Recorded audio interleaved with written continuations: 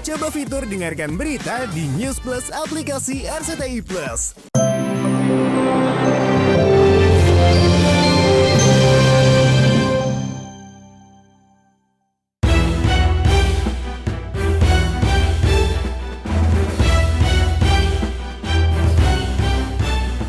Pemirsa, kasus hukum dua dokter kecantikan, Dr. Richard Lee dan Doktiv Samira Farahna semakin memanas. Richard Lee yang dilaporkan Samira ke Polda Metro Jaya atas dugaan menjual kosmetik overklaim tanpa izin edar auto panik ketika laporan Doktiv Samira cepat dinaikkan statusnya dari lidik ke sidik, yang berarti dirinya terancam jadi tersangka. Manuver hukum lewat jalur pra-peradilan pun lagi-lagi ditempuh Richard Lee. Seperti saat ia menghadapi Kartika Putri 3 tahun lalu. Tapi mengapa pada sidang perdana yang digelar di Pengadilan Negeri Jakarta Selatan kemarin siang, Richard Lee justru tidak hadir? Mengapa Doktiv Samira menduga Richard Lee getol menyiram aparat keadilan dengan cuan untuk memenangkan perkara? Pelaporannya Doktiv kan sudah naik sidik penyidikan. Dugaannya Doktiv, statusnya DRL akan dinaikkan menjadi TSK. Dengan ancaman hukuman di atas 5 tahun, begitu status TSK disematkan ke seorang DRL, dipastikan 1000% dia wajib untuk diangkut. Gue tahu dia manusia kebal hukum. Gue sadar itu. Uangnya nggak berseri guys. Gampang banget buat dia sebar, siram. Gampang banget. Tapi yakin, kebenaran nggak akan bisa kamu lawan. Nah, masalahnya karena dia ketakutan, buktinya terang benderang, dia melakukan perapit. Terkaget Doktiv. Loh, kok tiba-tiba ada perapit? Kan aneh. Sama seperti kasusnya Kartika Putri. Ingat nggak guys, tiba-tiba rapid, terus tiba-tiba menang. Dia apa ceritanya coba? Intinya beginilah, segala upaya paksa yang dilakukan oleh penyidik, ya sekali lagi, segala kewenangan penyidik pro justisia dengan upaya paksa dapat dimintakan pra-peradilan.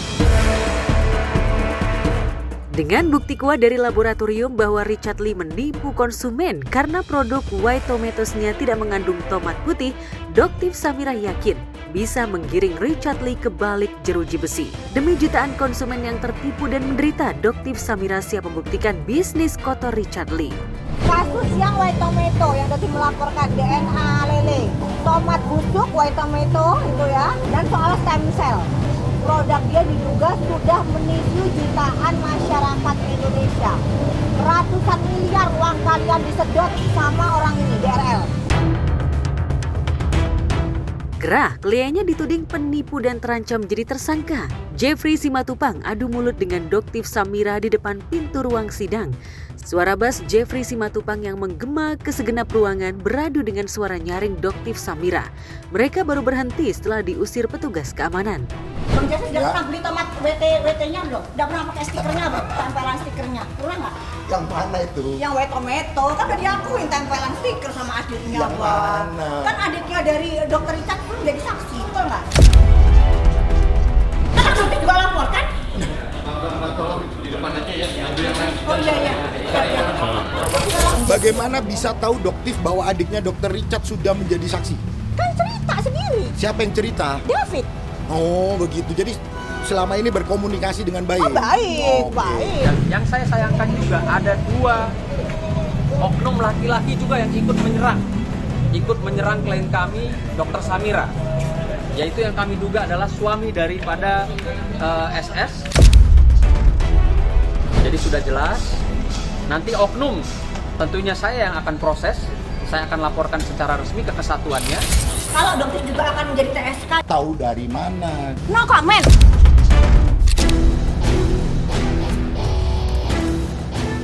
Sidang ditunda karena tim penyidik Polda Metro Jaya yang dilaporkan Richard Lee tidak hadir.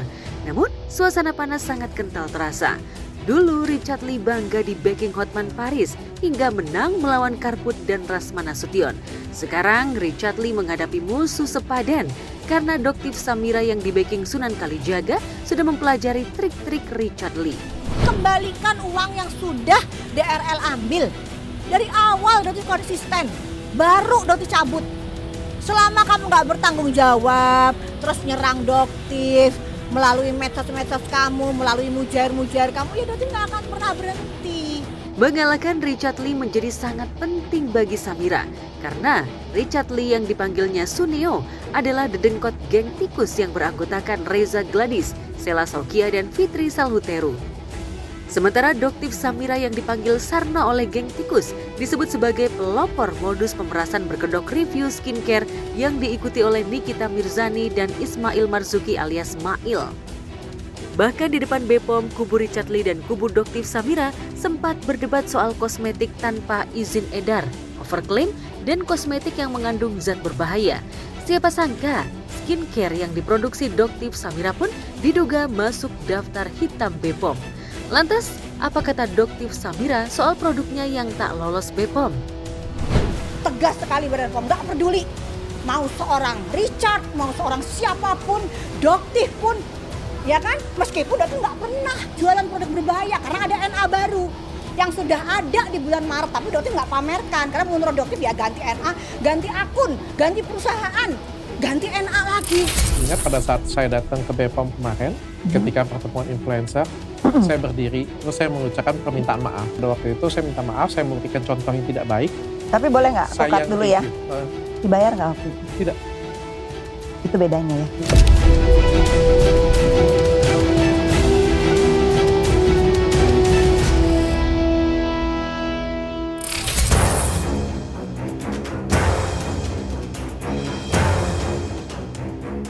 Drama panas juga terjadi di Pengadilan Negeri Bekasi saat kasus dugaan penipuan travel umroh yang dilaporkan Della Puspita dengan terdakwa Acha Prayogi kembali digelar. Della hadir bersama suaminya Arman Wosi serta 3 orang saksi yang menguatkan laporannya. Mrs. Arman Puspita alias Della Puspita, ya kan? Della Puspita kan ini orang saya juga. Sayangnya usai sidang, Arman Wosi enggan menemani Della menghadapi awak media. Della yang ditemani Romi, salah satu saksi sekaligus korban, mengaku nyaris putus asa menghadapi kasus dugaan penipuan travel umroh ini. Namun semangat mereka pulih kembali setelah mendengar keluhan korban dari Jawa dan Sumatera yang rugi puluhan juta karena batal umroh namun uang tidak kembali. Salah satu korban bahkan sudah meninggal sebelum mewujudkan impiannya ke Tanah Suci. Acha Prayogi yang terancam hukuman maksimal 5 tahun penjara dituding sebagai penghancur mimpi para calon jamaah umroh. Lalu benarkah Ibunda Acha Prayogi juga hadir sebagai saksi untuk membantah tudingan Della? Miris ya sebenarnya, karena kalau kita bisa menyimpulkan bahwa ibunya tuh dari dulu kan dirongrong terus kan, katanya gitu. Tapi kan aku nggak ngerti pada prakteknya bener nggak ibunya nggak pernah menerima, perusahaan itu tidak pernah menerima transferan tindak kriminal dari Acha ini bener nggak? Tapi kayaknya pernah ada transferan, tapi ya udahlah. Dulu berteman, sekarang Acha Prayogi menjadi lawan yang harus Della tumbangkan di matras hukum. Della sudah pasrah jika uang pribadi 340 juta yang ia talangi agar Acha tidak digeruduk puluhan korban, tidak kembali ke koceknya. Namun setidaknya seluruhnya atau sebagian uang korban dikembalikan karena Acha masih punya aset. Kan segala opsi yang dia tawarkan ke aku tuh kan kemarin sudah sangat merugikan aku ya, kayak nawar-nawarin mobil. Tadi kan sudah ada keterangan juga kan. Iya. Ini yang tahu nih karena yang mendalami awal nih. Kalau untuk korban mungkin lebih dari 20-an dan itu tidak hanya dari Jakarta aja. Ada beberapa dari Jawa, dari Jogja atau Solo ya, terus dari Sumatera, luar juga. Iya, ada yang udah males. Iya, udah kelamaan gitu. Dari 2018 mungkin ya. Ada yang udah meninggal juga ibunya. Ketika disinggung kasus penggelapan mobil yang dilaporkan Kemil Zain, Della enggan membahasnya. Artis bernama asli Nisi Sari Heni Puspita ini sempat menuding Kemil memanfaatkan kasus itu untuk cari panggung dan meraup keuntungan di luar Nurul. Della tidak habis pikir mengapa ia harus mengganti kerugian mobil Kemil yang dijaminkan Acha Prayogi kepada dirinya itu sebesar 600 juta. Meski harga mobil itu di pasaran hanya 200 jutaan. Della yang sempat murka karena disebut Kemil ratu pembohong, sekarang ingin menjaga lisan dan perbuatannya di depan kamera wartawan karena ogah mewariskan bukti digital yang buruk untuk keluarganya. Kalau masa ini kan aku bilang berentet sebenarnya. Nanti itu pasti akan selesai dengan sendirinya. Kan dari awal juga aku udah bilang, ini lo stepnya gini-gini. Tapi kan dia kan udah ngomong-ngomong, ntar digodok lagi, ntar jadi masuk postingan gitu. Capek deh, velocity. Gugatan untuk menyatakan bahwa saya rugi dalam hal ini. Yang dirugikan itu saya. Kalau yang kasusnya itu, aku tuh udah males berkomentar ya, karena aku dari awal tuh udah bilang, aku pengen menyelesaikan kasus yang melibatkan banyak orang dulu. Ini tuh menyangkut hajat hidup orang banyak, yang dizolimi itu bukan cuma aku. Nominalnya pun besar banget, dan ini tuh berhubungan dengan uang ibadah. Percuma ngomong sama mereka yang hati nurani udah tertutup, itu percuma.